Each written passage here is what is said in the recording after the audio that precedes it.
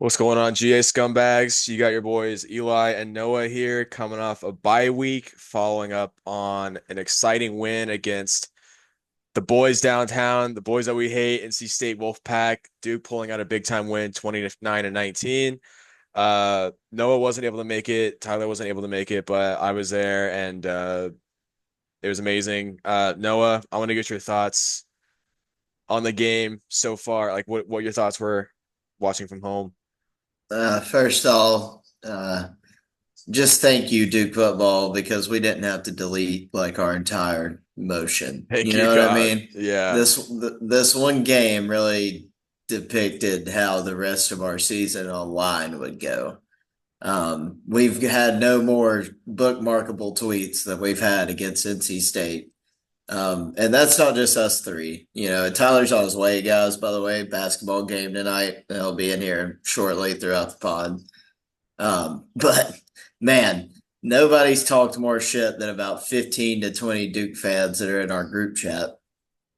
Um, so just thank you, Duke football. We appreciate it. NC State fans yet again are somehow still own Duke. I don't know how that works still. They're still claiming they own Duke, like in all sports, like even basketball. I mean, it's just getting really comical. Bye week vibes are kind of high. I'm looking forward to it. It's kind of getting exciting. Duke's got a chance to go win 9 or 10 games, which is like in our lifetimes, that's happened twice. So that's a pretty big deal. So really looking forward to it.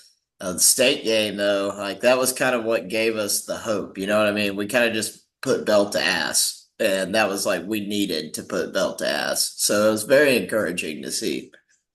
Yeah, that's exactly it. Like I'm with you. I mean, it was a beautiful day for football that Saturday. It was a great day. Vibes were high all around.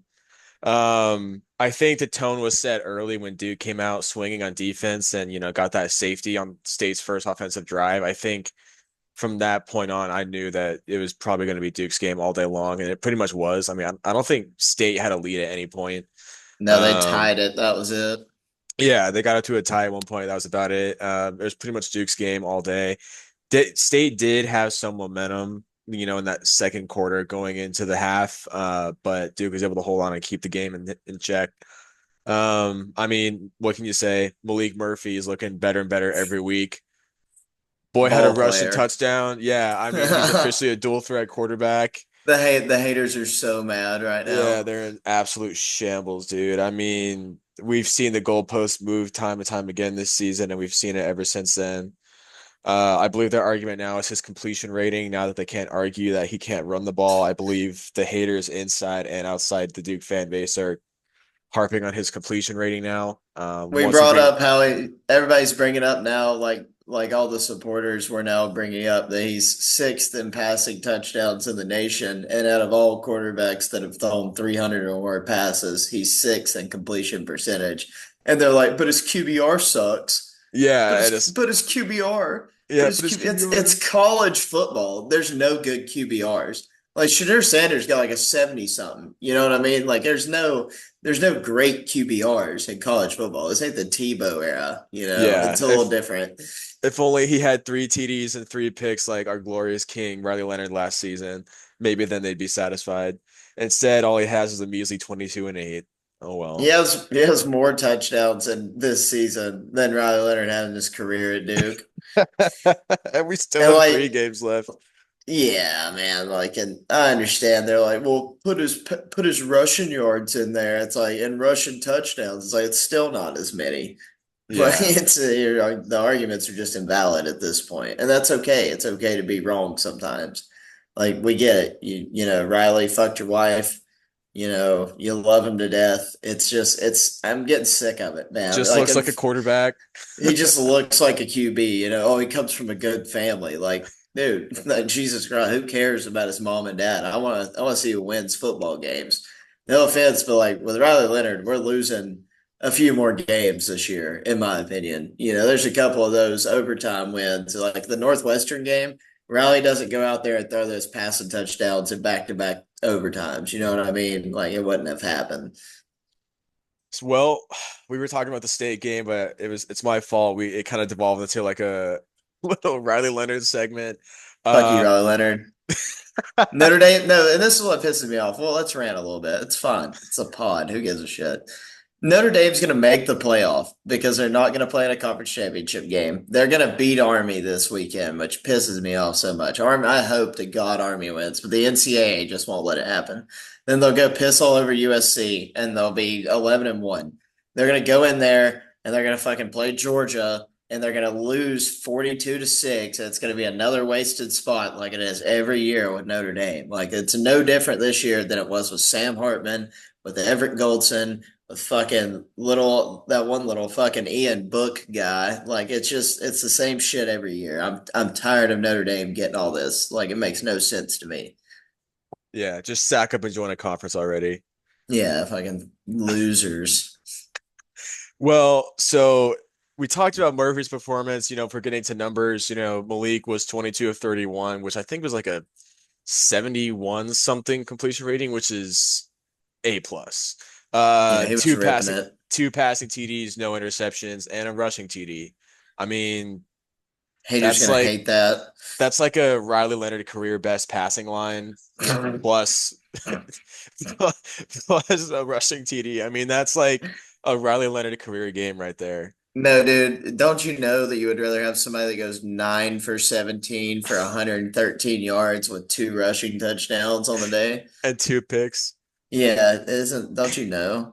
Apparently not. Uh, rushing game Non-existent. non-existent. I think Star Thomas had like he strung together three consecutive legacy games, and then just Ripped off disappeared. 36 yards versus State. And Boom, that was our high. That was our leading rusher. Like, boom. Dude, Grayson Loftus was more efficient in the running game than Star Thomas was. If you look at like yards per rush. hey, Grayson Loftus averaging 5 yards a carry this season. Oh, death taxes and Grayson Loftus. Hey, it always comes back to the kid from Gaffney. Oh man, it was funny. I remember I was in section 9, and so like Duke was at the way opposite end of the field when Grayson came in. But I remember poking people like, dude, Grayson's in.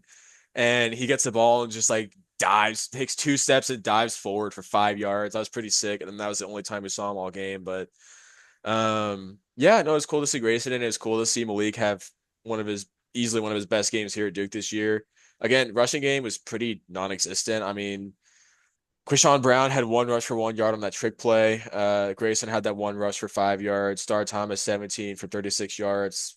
Nothing really doing there at all. 2 yards a carry. That's so How, crazy. however, on the opposite side of the coin, State didn't do much. In fact, CJ Bailey did more in the rushing game than Jordan Waters did for State. Jordan Waters is fucking bum. Let's address that. Let's address that right now because I'm cool with that. The Our uh the our boy Duke the Chandler Duke was fighting with his mom on Twitter after the game. the Duke transfer portal like Grim Reaper tour has just been in full effect. Like I mean nobody's escaping Manny Diaz right now. And like Jordan Waters was just another casualty of like seeing something bad happen and being like I can't do this. And like I'm gonna go to state because they're blowing so much smoke up my ass with a V6. What is a Base V6 model Camaro? Camaro. Like a 2012 used cop car. You know what I mean? Like just a piece of shit. The speed radar is still on the mirror on the Yeah, side. it's got the little thing up out of the window. Like it's It's got a still little got the fake light plexiglass bar. separating the Yeah. front seats and the back seats. Yeah, it's like it has 183,000 miles on it with four transmissions. It's like, dude, I ain't impressed. With the But oil he leak. just he bought into the whole state propaganda, which is like, I mean, people buy into that shit like crazy, man. Nobody buys into state propaganda harder than the people that live in not the 919 area code. Like, and not even the whole 919, just specifically like Yeah, three just Wake cities. County. Yeah. Yeah, just Wake. But no, it was comical and it was nice seeing Trey Freeman just absolutely put a fucking lick on Jordan Waters a few times. And then and like you said, Chandler was arguing with his mom It's on his mom Twitter. or his sister. He like But tagged then her twice to get her attention, and they started going at it. And then they got so bad they were like talking about like looks. Mateo Durant came in. Yeah, he came in, he was like, "Hey, stop!" And then Chandler was like, "Yes, sir, Mr. Durant." And then he kept going. And then she went on Chandler's Facebook page and started like talking about his fiance and his baby, and I was like, Jesus Christ, this is getting way Dude, out of that's hand. it's so Duke football though. Like Oh it's just man, man. that it just means more for us. Yeah, but you know what? Like he's Nobody on the care. come up. Nobody loves it more than Chandler. You know what I mean? Yeah. He deserved that. Like Yeah. that win meant Yeah. something to him. This, I mean, that's how you know the culture has arrived here at Duke football. We're beefing with transfers parents. I mean, that's awesome. But yeah, I mean, it was Casey glorious. Concepcion was put on a fucking Revis Island, man. Old Ugh, Chandler Rivers had him in a body bag. Had that ugh. boy in a body bag. 0 receptions, 0 yards. Like Yeah, you're just looking at got the box cooked. score on ESPN. He's not even on there. I mean, Yeah, he's Jordan not. He Waters does. shows up more than Casey Concepcion does. Yeah, and that was supposed to be their Heisman caliber receiver that was so much better than Jordan Moore, even though the Jordan Moore had better numbers than he did last year. You Yeah, know what I mean? Like Jordan Moore last year was better than Concepcion, and like that was Concepcion's breakout year. Not yeah. impressed. It's Ain't funny impressing me. how all of their stars and Heisman candidates that we heard about all off season are just MIA. I mean, Grayson McCall's dead. Jordan Water hasn't done shit except for two fluke 90-yard runs. Casey Against Concepcion is just Western missing. and Louisiana Tech, Jordan Waters' two best runs came against Western and like Oh Louisiana no, it Tech. was I'm also not Stanford. He had impressed. like a 90 run, Oh yeah, I'm yard run. super impressed by that. You know what I mean? Boom. Stephen uh Hawking could get it for 90 against Stanford. It wouldn't be tough. oh man. In terms of defense, I mean, same old Chandler Rivers and Ozzie Nicholas just being absolute fucking dogs. Jalen Stinson being a dog and making some plays. Cam Bergeron, Wesley Williams with the sack for the safety on the first drive. I mean, Jake Taylor had a tackle. There was that one freak fluke play where Eli Pinnacle got the ball like in the red zone and it got stripped out of his hands and the defender was coming down the field with it. And Jake Taylor, I mean, shout out Jake Fucking Taylor. Like what he lacks in hands, he hawked him makes up for in down. heart. I mean, my God, Apex's finest, Jake The Taylor, pride of Apex, North Carolina, the man. pride of Cardinal Gibbons High School. Yeah, there's nothing better than a little bit of Jake Taylor on a Saturday. Oh man, I love it. I love it. Well, like I said, what he lacks in hands, he makes up for in heart and effort, and that's what matters. Yeah, that shit was awesome to see. I mean, he definitely saved a touchdown there. The sad truth Dude, is Jake Taylor had more solo tackles than Trey Freeman did. oh, but you know what? There's some heart out there. That's what matters. Good zone coverage. Doing what There's needs to be done. there's some good trying going on. Doing the dirty work, stuff nobody wants, just the stuff that doesn't show up on stat sheets. Right. And then interceptions and takeaways. I mean, Terry Moore doing Terry Moore things. He had that one interception for 24 yards. No picks on the state side of things, thank God. Yeah, I mean, it looked like special teams, Todd was back to form, which was awesome to see with a 50-yarder and a 49-yarder. That was fantastic. Couldn't be happier for him. It's evident that he's been spending time in the hashtag lab.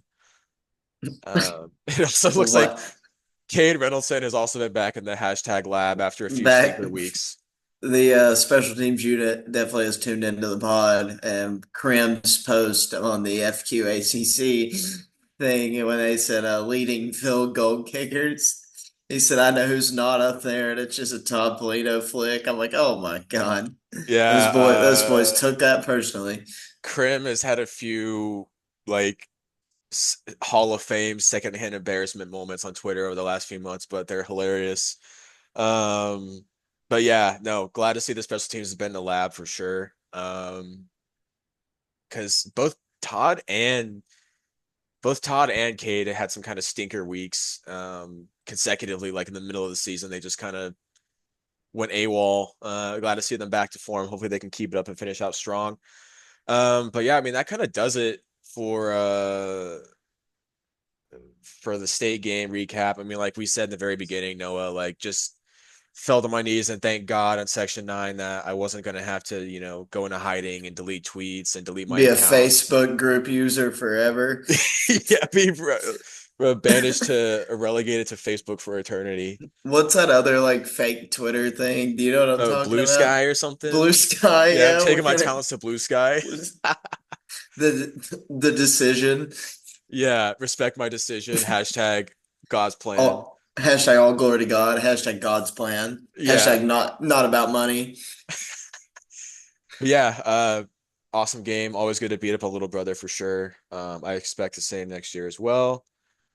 You want to get into our That's So Duke segment? What's our That's So Duke moment of the game last week? Did you have one in mind? Man, so there's a couple of things, but I really think the thing that was like I just couldn't even believe it because it was so Duke was like opening the game with a fucking safety. Hmm. Like nobody else, like that's just such a Duke thing to do, and like it really kind of you don't understand how they did it. Like it's hard to tell how State lost 20 yards, but somehow they just ended up sacking the guy in the end zone. It's just like, yeah, that'll work. Is it that will That'll do? play. Yep. The journey to 26 starts here. Yeah, it's funny because like obviously a safety only gets you 2 points, but holy shit, the momentum that gives team and like the energy that it gives their defense. I mean, that's a lot. Like that's a heavy 2 points. My That's So Duke moment. Yours was a positive, mine is a negative because that's what we do on this podcast. We like to stick on the negatives. Uh, was the play we mentioned earlier with Eli Pankel like running down the field in the red zone and the ball he gets caught up in the crowd and the ball just gets stripped out and the dude runs downfield with it and somehow gets chased down by our third string tight end. I mean, that's I was like, yeah, that's I was like that. I know what I'm doing for this week's segment. Luckily it didn't come back to hurt us so.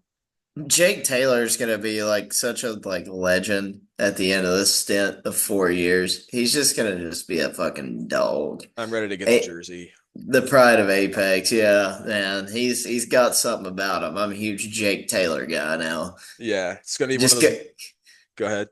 got a feeling, man. Just one of those gut feelings about It Jake Taylor, just looks like a tight end. Yeah. Just looks like a tight end. Looks like a nice Midwestern corn-fed tight end, but he's from Apex. But hey, that'll play.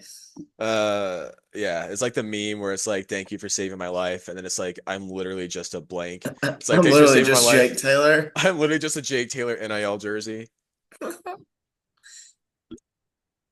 Alrighty. Well, we don't have a mailbag this week, do we? No, I was going to talk about the bold projections. Yeah. Go ahead. Actually, yeah. Go ahead. That'd be great. Yeah, ladies and gents, it's insane what can happen here. We all know how Duke is. We've all seen this team over the years. We could end this season 7-5. I'm not writing that off. I don't believe it, but like it would not surprise me. My little head would not be hung if that happened. I'd just be like, "Yep, I expected it." Or we can go 8-4. Still kind of. I'm on the 9-3 regular season train. Duke goes 9-3. Last week, Louisville lost. Louisville was going to be seeded to a higher bowl game than Duke in the ACC. We're looking at tiers. We've been in that C tier for a long, long time when it comes to bowls. Kind of live there Only actually. the last B tier game we played was the Sun Bowl, and the last A tier game we played was the Chick-fil-A Bowl, which is now the Peach Bowl. Um, so this year, ideally, we're looking for 3 to 4 different locations: the Gator, the Pop Tart, the Mayo, or the Pinstripe. Pinstripe is our 8-4 bowl game, possibly 7-5, depending on how some other teams fall out, in my opinion. Then I think another 8-4 possibility is the Mayo Bowl. I think if we go 8-4, they're going to have to force our hand and keep us in Charlotte, which is fine, cool. Mayo Bowl is a decent B tier bowl game. It's not great, but it's highly advertised at least, so that's a positive. But then you go 9-3 with Louisville's loss. SMU loses to Miami in the ACC championship. I think we both agree on that, correct? You would, if Miami and SMU were playing Saturday for the title, who would you pick? For I which would game? take Miami, Yeah. Oh, if they like were for playing the each AC, other. for the ACC championship, just like hypothetical, because that's probably what it's going to be. Yeah, I mean, I definitely take Miami, but I'm definitely not going to write off SMU. Like, I'm not going to sit here and act like I'd be Yeah, so surprised if it's SMU. we'll hypothetically take the favorite. If the favorite wins, which will be Miami, SMU is going to go and play in the Gator Bowl more than likely. That would be kind of the idea for SMU. That's a better location for them, have at it. So Miami's in the playoff, they don't get a bowl game. Clemson has the always plays on the West Coast if they're in a high tier bowl game because they have the most fans that would travel. But they might let SMU go play in the Holiday Bowl in San Diego. You got Sorry. gunshots, city boy. Yeah, no, I thought I heard my neighbor throw his wife or something. Like, I swear I heard a thud above me, and then I hear like some kid crying. I'm like, probably acted up. Oh God, little DV in the city. But so anyways, so SMU can play on the West Coast and take their fans. It's more of a draw. The ACC doesn't have to settle for Clemson because the Holiday Bowl in San Diego is like a big time bowl game. That's why a higher seeded team will always go there. So say SMU goes to the Holiday, Clemson goes to the Gator. The Pop Tart Bowl is sitting there for the Duke Blue Devils. There's no bowl you want to be in more anymore than the Pop Tart Bowl. So Sports Illustrated has us selected for the Pop Tart Bowl versus Iowa State. Athlon has us in the Mayo Bowl versus Michigan. Ugh. 6-6 Michigan. I don't want that. I don't want no part of that. That's gross. Their whole team's gonna opt out. There's gonna be no optics to it. It's gonna be a noon kick. That's gross. Then they have us in the bowl, Mayo Bowl versus Iowa, Brett McMurphy. So that's a decent, like Iowa would be a cool team to play. And then there's one for the Sun Bowl. So it's like, I don't see us going to the Sun, but El Paso it is, fuck it. We'll see. Yeah, while you were talking, man, I mean, you're more clued on the shit than I am, but I mean, I'm just looking at this article that the Duke Chronicle put up. Not exactly like a ball knowing resource, but their projections, I assume, are taken from other more credible sources, but some of their predictions are the Mayo Bowl, the Sun Bowl, and the Gator Bowl, pretty much exactly what you're saying. I think the way I look at bowl games is obviously I want Duke to get like the most respectable, like prestigious bowl that they possibly can get. And if they And this can't, is the year for that, finally. yes. And if they can't get like one of the top tier like A bowls, give me one that's closer to home or at least is affordable to travel to. Maybe like Florida. So it's Yeah, warm dude, and it's cheap to fly yeah. to. Like Um, Florida is a great bowl destination. oh, dude, I was kind of lit last year because I knew we were gonna get a dog shit bowl last year, and like It when should we have been the thought, I Gasparilla. know when we thought it was the Gasparilla Bowl for about 5 minutes, I was lit. Fuck, it felt so sweet. But like, no, I really think this year what you're gonna end up with is Pop Tart will be an option if they send SMU to the West Coast. If they keep SMU on the East and play them in the Pop Tart, I would see us in the Gator, Clemson taking the Mayo.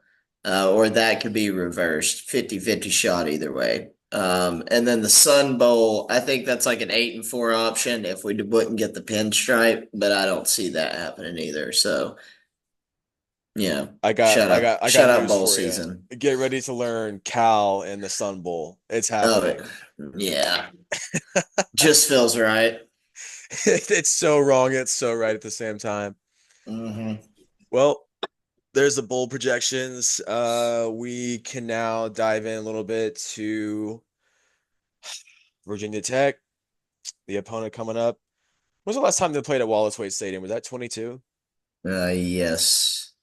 Was that a win Yes. for Duke? That was a win, Yeah, right? we beat them the last time we played. We beat them the last two out of the last three.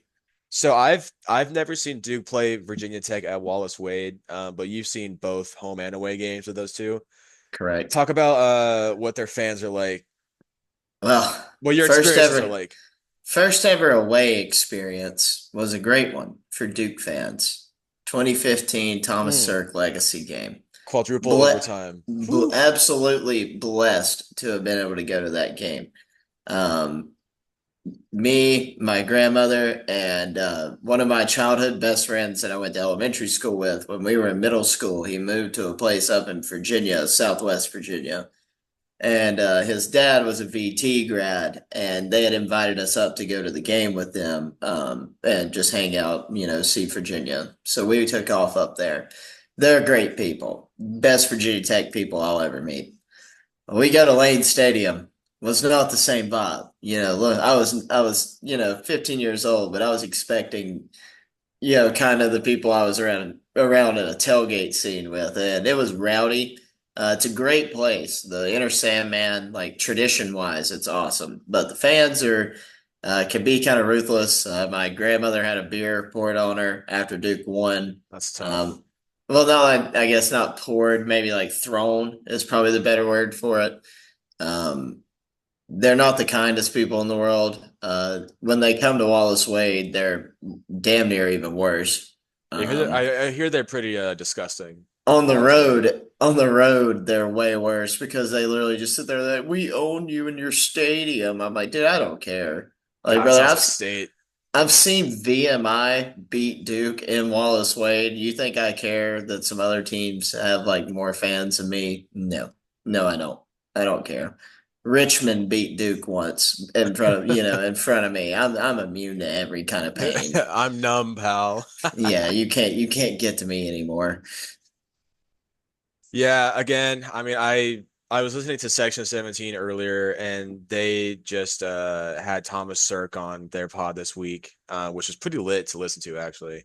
Shout out Just to Sizzle, yeah, T Sizzle, TS1, T1. the real Uh, Swift. yeah, they're real swift. Uh, what was it? Oh, remember the off season? I made that meme, and it was a picture of Thomas Sirk, and it said every masterpiece has its cheap copy, and it was It was Riley Riley Leonard. Leonard. People got so pissed off about that. But like, dude, they don't know ball because like T Cirque was the fucking truth, He bro. had legs and an arm. Pre-injury, that was crazy. Yeah, his arm strength and like talent was solid. Like he could run his ass off, but he could fling that rock too. Yeah, I watched the highlights from that Virginia Tech game in 2015, the Thomas Sirk legacy game, and some of the throws he made, like the spots he fitted into, like Jesus Christ. Cirque was throwing to a bunch of plumbers out there too. You know Yeah, what I his best mean? receiver Like, was like Max McCaffrey yeah, after they lost Jay Crowder, and he only had like and and McCaffrey, that was Anthony at the Nash. yeah, shout out Anthony Nash. He was a dog, but he came about more. He was young then. He came about more with Daniel Jones, the Notre Dame legacy game. Well, if we look at Virginia Tech, we're gonna look at their results so far this season. I believe they're sitting at 5-5. Yeah, First week season, they beat no, they lost to Vanderbilt in overtime. yeah. Shut Next up, week, Vandy. yeah, they go on to beat Marshall. Then they beat ODU. They lose to Rutgers. They should have, and I think they did beat Miami, but they kind of got fucked on a last second call. Beat the shit out of Stanford, but in other words, the sky is blue. Virginia Tech also beat Boston College. They just beat Georgia Tech. They lost to Syracuse, lost to Clemson. So they lost their last two games. They're also coming off a bye week like Duke, so both teams will be pretty fresh and will likely have people from slight injuries coming back. Um, Keys to the game, I think I mean, how many passing yards does Malik have, Noah? Like 2,300, Yeah.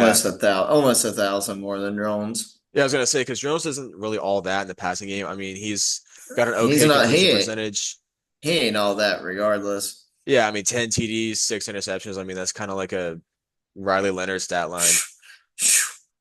Uh, speak your truth, brother.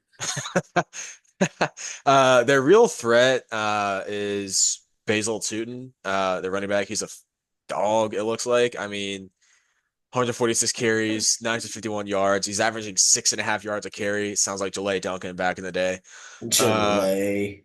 as dude, it's as Bobby and Ross Cockrell said in Miami, that was a guy who ran with bad intentions. Like he finished runs. He wanted to Um, fuck people up all the time. and 12 TDs. So he's having a fantastic season. And if there's one thing we know about Duke is their defense is elite. However, they're more elite when it comes to the passing game.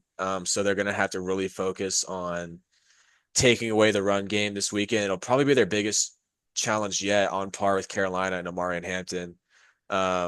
Which I will say they were for the most part Yeah, they were able to neutralize Hampton for sure. Omarion just went for like 250 yards last week. So what we did against him was pretty impressive. Yeah, and so if we can see the same this week, like to clamp down on the run game and force them to throw the ball and let, our secondary do what they do, I think Duke should have a pretty solid day. Noah, is there anything you want to get into?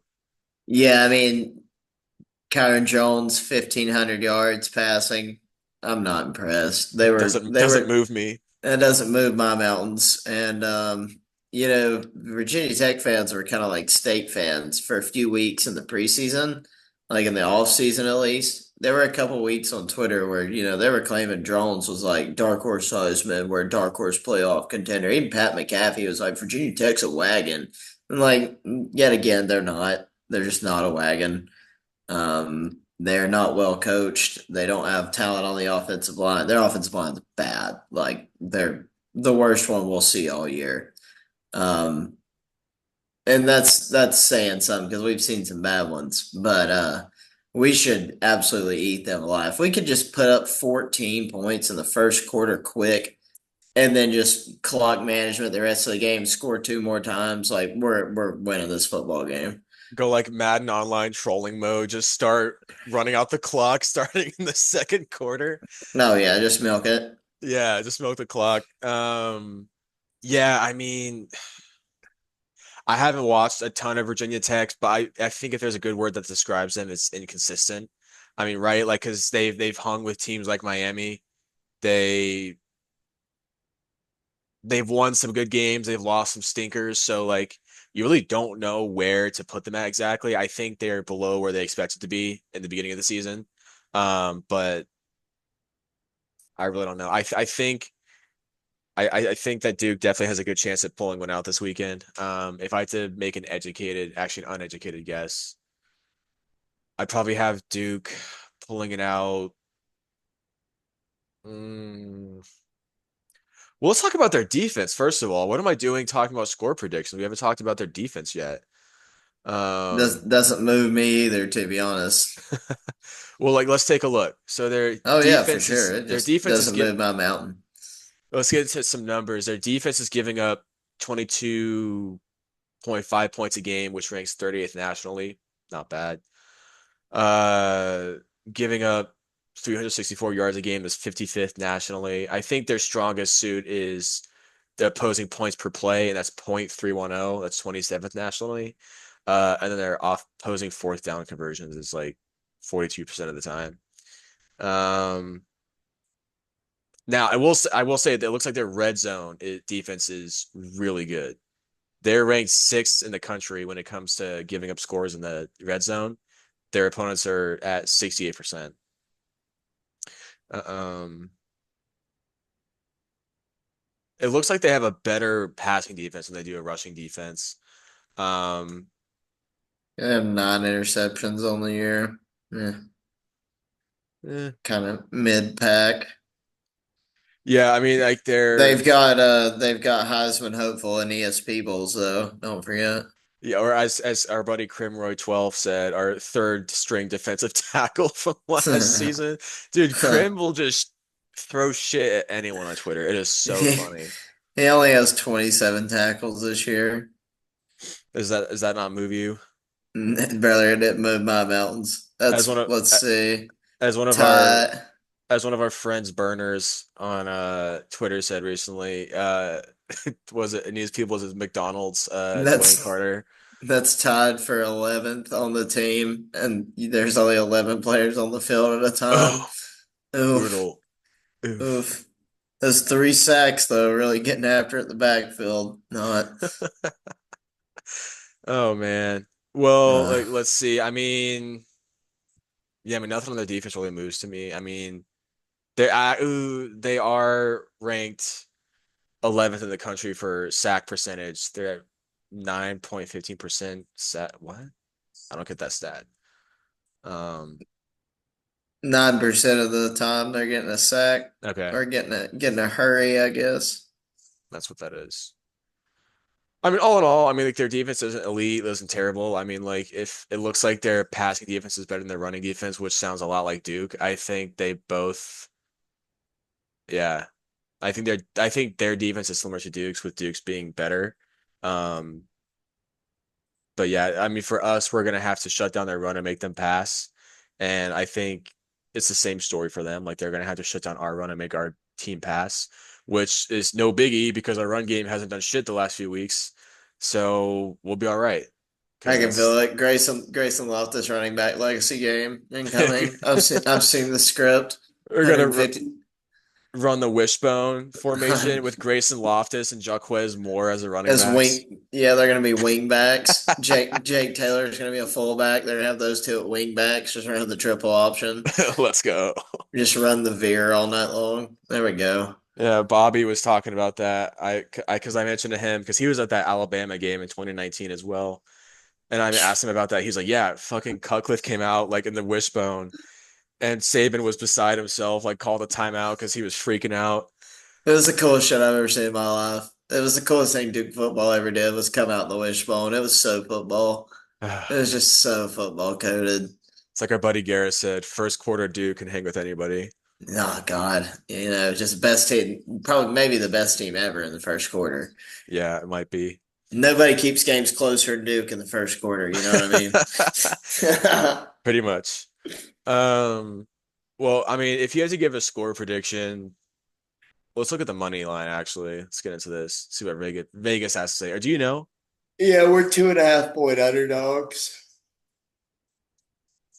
Okay. They're expecting us to lose by less than three. What's the spread, do you know? 2.5. Oh no, what's the term for and this shows you how little I know about sports betting. What's the term for like the total predicted points scored? The the over. Yeah, the over. What's the over? Let's take a look here.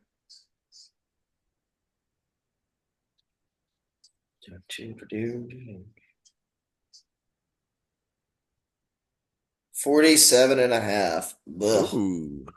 They're projecting this game to be 24-23, which is super likely. Like it's uncanny how close that score prediction might be. Yeah, If it's gonna be close, it's gonna be that. I was gonna guess somewhere in the low to mid 20s for the scoring. So that's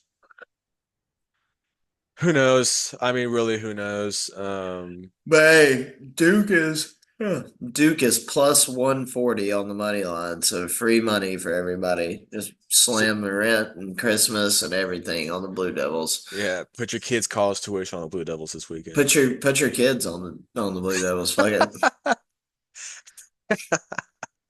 Oh man. Well, yeah, there you have it. I guess Noah, what's your score prediction is? Are you gonna stick with that? With what Uh, Vegas is saying? no, I never do. Duke 30, Virginia Tech 17. I like that. I'll take Duke 24 and Virginia Tech 13. And there you There have you it, go. folks. Noah, is there anything else you want to tackle before we head to bed here? Sorry, Tyler sucks, and it's also 10:05. So sorry for yawning so much. Yeah, I'm an old man. I went to the Manny Diaz radio show, drove there for an hour at rush hour, and then had to drive back and do this, so I'm pretty beat. I'm just a city slicker working guy who's tired. Yeah, it's a sad little white collar life. Just, uh, just gunshots and robbery every day is what they say. That's Homeless what they. people doo-dooing in the streets. Yeah, just throwing it at me, pissing in litter boxes. Oh man. All right. Oh God. Well, if you made it this far, thanks for listening. Glad to have y'all, and we'll see y'all guys this Saturday for Senior Day, Wallace Wade Stadium, 8 o'clock. Be there. B3, be there. All right. Peace.